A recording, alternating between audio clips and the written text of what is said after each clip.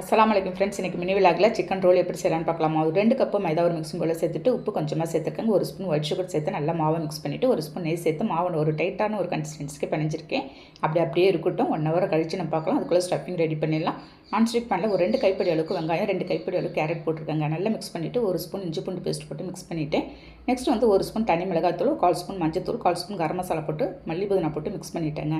Mix பண்ணிவிட்டு நம்ம ready பண்ணி வச்சுருந்த 1/4 கிலோ போன்லெஸ் சிக்கன் எடுத்து அதோடு சேர்த்து கொஞ்சமாக உப்பு போட்டு நான் வந்து தண்ணி ஊற்றி ஒரு 10 நிமிஷம் வேக வச்சு எடுத்து வச்சுருக்கேன். அது அப்படியே இருக்கட்டும்.